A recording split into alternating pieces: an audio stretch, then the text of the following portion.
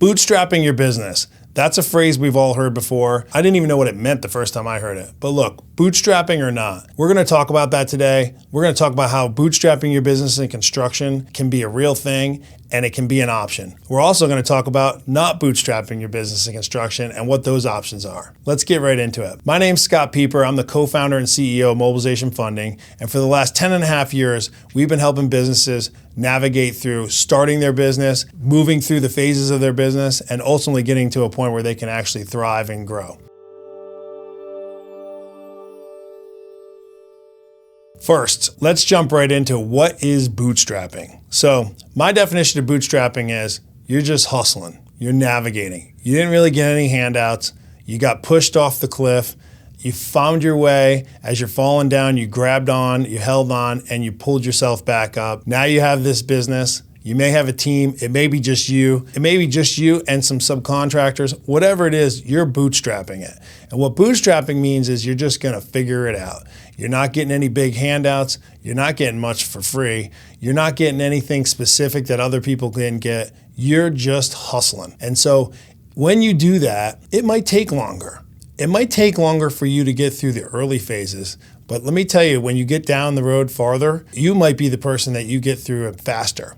And those later stages, when you actually have a foundation of knowledge and you're moving through them faster, you can do it with more confidence. Because when you bootstrap, you learn to patience. You learn that things are going to take time. In that time, you also learn the lessons that you can develop, that you can utilize when you move through the later phases. So bootstrapping your business, sometimes you just have to do it that way because you don't have any other options. Sometimes you may choose to bootstrap your business versus taking on an investor, merging with another company, partnering with someone. There's equity, there's debt, there's SBA loans, there's buying a business. There's lots of different ways to do it. There can be a little bit of bootstrapping in all those options. But what I wanted to focus on is if you just bootstrap from the beginning versus taking on some of these other options and how you can impact it. So let's consider bootstrapping for an initial construction business. Bootstrapping in initial construction might mean you start out doing residential work. Maybe you start off doing little side projects, things where you can get 50% of the money up front, do the work. You're financing it with basically your customer's money. That's a great way to hustle. Hustle with that, build good foundation, save the money after you do it, go from one project to the next. Maybe you're even doing the work yourself. Then maybe you hire one person, a helper. Maybe then you hire a subcontractor. Maybe you hire two people. What you're doing is moving from project to project, financing it by your customers, and you're bootstrapping it. Bootstrapping it with no extra money. Maybe you then get a credit card. Now you can use a credit card to get some materials up front. Maybe pay yourself a little bit of money along the way now because you have the credit card so you don't have to use all your cash for materials. Those are the types of things that you can start with. Eventually then you build to one crew. Maybe now you're supervising one crew doing work while you're getting more work. Maybe you have a second crew and that two crews now are doing work while you're continually getting other work and you're the project supervisor. Then you hire a project supervisor to manage those 2 or 3 crews while you're continually getting more work. This is the level of bootstrapping that we're talking about. It's a lot easier to learn and grow as you go along the way. Now let me give you something to consider. If someone told you up front that it was going to take you 20 years to be successful, whatever successful meant to you, would you care about the speed at which you became successful in years 1 through 5 if you knew it was going to be a 20-year run? Interesting question. I think a lot of people focus so hard on doing it so fast, so quick because of the society we live in today. But the reality is, a lot of that's all bullshit.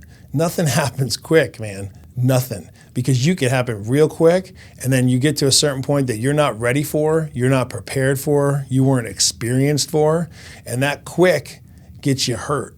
And when you get hurt, you start back at zero. So would you rather start slow, inch by inch, learning along the way until you built a foundation where you could actually take off much faster than inch by inch? Maybe then you start moving a foot at a time, a yard at a time, a quarter mile at a time, a half mile at a time, so forth.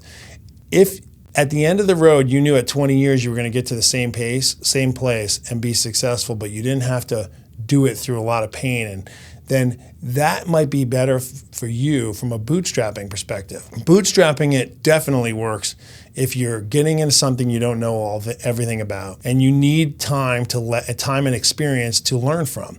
Doing those things small where you can recover and move on and taking the right types of projects is critical for your business, and it's critical for you and your mental sanity as well.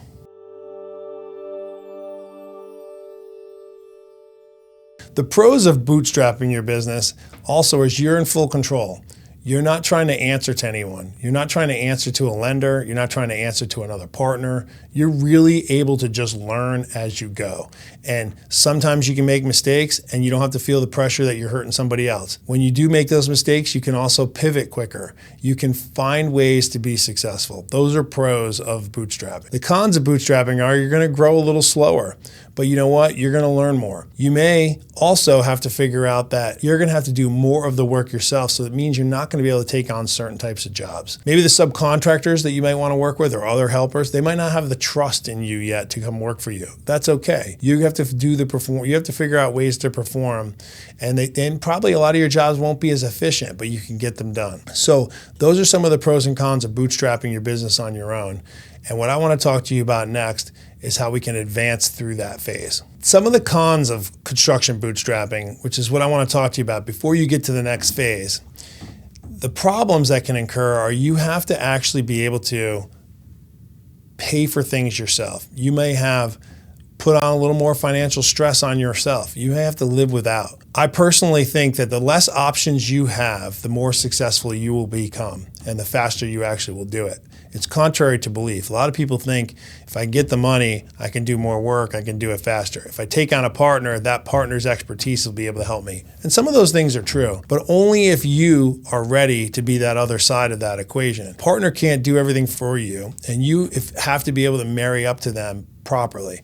And those are some of the cons. It's hard to see that at first when you're bootstrapping. It's hard to see that when you're starting out. But when you bootstrap and you're grinding, you can actually learn so much. And if you just give yourself 2 or 3 years, you'll accumulate money. You'll start to feel comfortable with it. You'll actually feel good that you did that. In year 4 or 5, 3, 4 or 5, and you've bootstrapped yourself, you'll be in a better financial position. You'll also have made a couple mistakes along the way, and you'll only hurt yourself, but you'll have recovered because you're also starting small. Those are things you can recover from. When you get capital and you have a partner and you jump into a bigger job and you learn a lesson, the same lesson you learned on a $50,000 project has the same principles on a $500,000 project. Take a major loss on a $500,000 project versus a $50,000 project. It might be the difference between surviving to move on and not surviving at all. Those are some of the cons and things you need to consider when you're looking at, do I take on a partner? Do I take on equity? Do I take on another financial risk? Now, the downside is maybe your personal savings is 10, 20 grand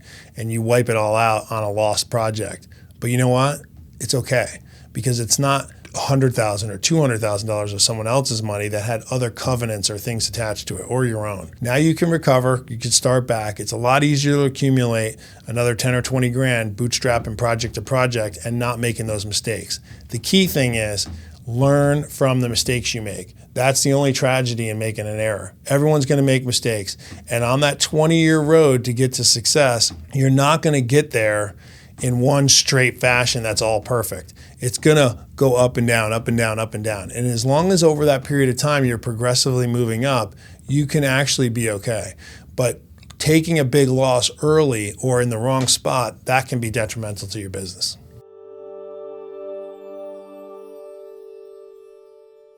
Now let's talk about the challenges of bootstrapping in a construction business specifically. Well, construction cash flow is already very difficult. We all know that. You got to do the work up front. You only get paid when you get paid, and you got to kind of bootstrap your way through the process no matter what phase you're in. But in construction, it's harder. You're going to have to use credit cards. You're going to have to make negotiations with suppliers. You're going to have to get people to help pour into you while you're helping prove yourself. And you know what? I personally think that's a great thing because I think you're going to build relationships in that phase by starting small that are going to help you down the road. People inherently want to see others succeed. They don't want to necessarily see you fail, especially if you're on a project for them. So they're going to be more apt to help you. And you're going to be more apt to be honest and straightforward on what you need and why you need it when you have to have it that way, otherwise you won't be able to work. So those are good lessons to learn when you're down the road in bigger projects and you still need to apply those same principles.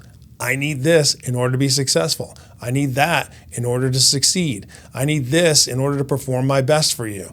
That's a lot easier conversation to have when you're used to having it all the way along the way. And so creating that atmosphere for yourself and that environment for yourself where you are mandated out of necessity to do things the right way and do things for yourself the right way is really a critical component to success. And I think bootstrapping it is one way to learn that early on.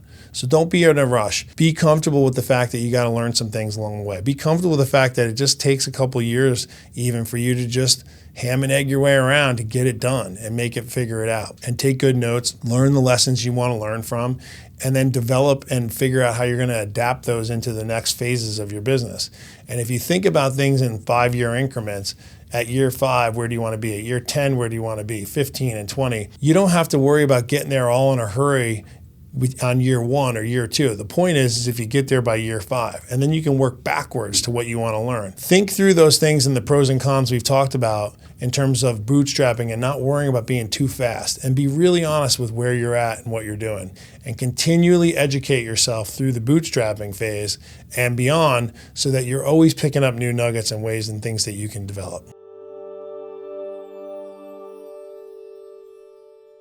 So in conclusion, we talked about what bootstrapping in construction is. We talked about bootstrapping in general. We talked about the pros and cons of bootstrapping your business, what you can expect to gain from it, what you can expect to lose from it. And we talked about bringing in other investors, other capital, other equity, merging a business, lenders. All those things is a very complex process, starting a business, trying to be successful in business, and it only makes it harder because you're other variables that you're going to have to understand and know how to use. Now, those same variables, when you have the right knowledge, can also help propel you farther and faster. But getting the right foundation of knowledge through bootstrapping can be very successful for you in the long run before you introduce those other variables to try to succeed. There's pros and cons to both. I hope this video helped kind of discuss those for you, maybe created some opportunity for you to think through some of these things. And if the video helped you, please share it with a friend, subscribe to our channel, follow me on LinkedIn, follow us on YouTube, and most importantly, God bless you, best of luck, and I'll talk to you soon.